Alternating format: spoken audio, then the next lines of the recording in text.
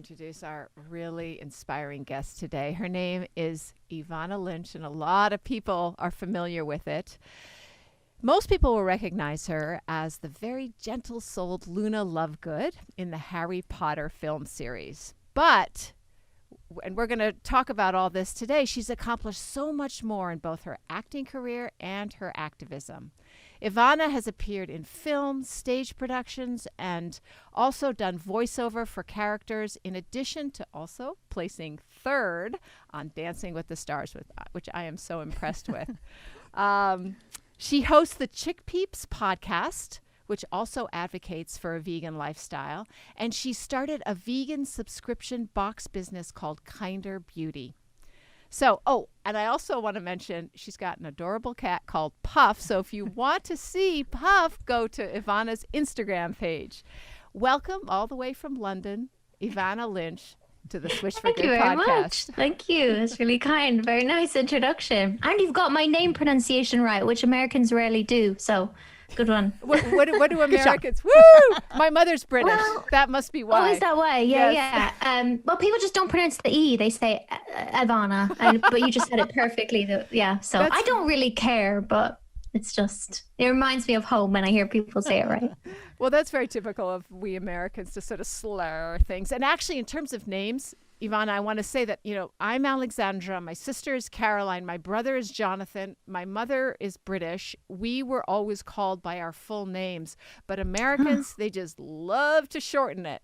Alex, John, Caro. And I just cannot be, as Dotsie knows, I cannot stand to be called Alex. I remember asking you. Really? Because I thought you were just like, oh, yeah, sure, whatever. And you were like, no, it's Alexandra. I was like, ooh, shoot. Okay. I got to really pay attention. Sometimes in my own notes, I call you Alex to myself. Oh, well, I get a hold of terrible? those notes. So, Evanna, I want to, I was on Baywatch for 5 seasons 25 years ago. And I am very well aware that on my gravestone, they will mention Baywatch, even though, I've had an acting career of over 35 years and over 100 productions.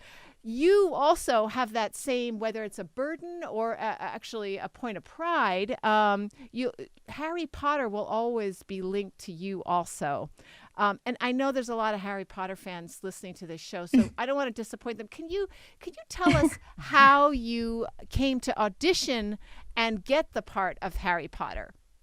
Yeah, totally. I'm sorry, of Luna Lovegood. Luna Lovegood. Yes. right. All together. Yeah. How cool would that be? No. And by the way, I totally appreciate what you're saying. And I so get it. It is strange to have something kind of that you are proud of, something that I love. I was a huge Harry Potter fan before I got the part of Luna, but it is strange. The other day I did an Instagram live and people were like, "You've changed." And it's like, yeah, I was 14. I was like literally half my life ago when I got that role. So I think with things like Harry Potter and just anything that has a huge fan following, there's like a sense of nostalgia where people kind of want to freeze you in time at that moment so that they can always return to it. And it's odd. It's strange, but I just try. I kind of see it as like, that's their business. It's nothing to do with me. And yeah, I'm still very proud of Harry Potter. As for getting the part, I was 14 at the time, and I lived in Ireland, as I'm from Ireland. Not from any type of acting family, but I was really quite big into acting because I was really shy when I was younger, but I was the kind of shy where I didn't want to be shy. I wanted to connect with people and express and be part of stories, really. I would watch movies and I would want to be in the thick of it, and so I joined a drama class when I was quite young, and then and that kind of connected with my obsession with Harry Potter. I would be reading the fan sites every day, and one day an open audition for this character came along, this character who I absolutely loved, and I had to beg my mum and dad to bring me because it was in London, and like this was back, when was this? 2006. Like, it was a big deal to get on a plane at 14. It was just like, you had to ask your mom's permission and everything. And my mom didn't want me to go because she was like, oh no, she should focus on school. And it will ruin Harry Potter for her if she doesn't get it, which she probably won't. And but my dad was like, let's just do it, take a chance. And yeah, he brought me to this open audition, and that's kind of how that all started. But there were 15,000 other Harry Potter fans in line also auditioning. Is that correct? Apparently. Didn't count them. But yeah, there was a lot of people. Yeah. What do you remember about that audition that you now know maybe convinced them that you were the one? I mean, I remember every detail of that day pretty much. It was a big deal. And I think I just, so as I said, I was quite a shy person. I wasn't good at connecting with new people or making a big impression. And I generally would get nervous about going out and having to meet people, even just like answering the phone. I was that kind of person. I was just anxious. But with this, I was so certain of who the character was. I just really loved her, and I really had a very clear idea of who she would be, and I wanted to honor that. And having that kind of sense of purpose, and it not being about me, it being about the character, that made me relaxed, and it made me, just having a purpose. And I find that actually the same thing with vegan activism, when it's something I'm sure about, even though I don't particularly like putting myself out there and, potentially really annoying some people.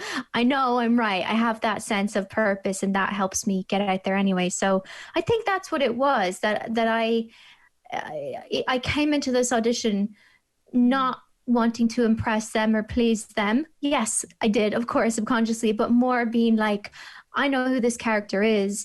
And I think the casting director reminded me that I'd said that to them at the time. If you don't pick me, you're going to be making the wrong choice. And that sounds so arrogant and conceited, but it was just like, I know what I'm meant to do here, and that's all I can do. So I think it was that. I think it was that I came to the audition with ideas, and I couldn't be swayed from who I knew she was at her center. So thank you so much for tuning in today. If we helped you in any way, then click the subscribe button and let's keep hanging out together. We have so much more to share with you. And if you need more information on actually making the switch for good, please visit us at switchforgood.org for loads of info. And you can subscribe to our mailing list, where you will receive all sorts of super cool gifts, discount codes to our very fave dairy-free products, and a lifetime of powerful health tips. So join us on the journey to switch for good. This is the future.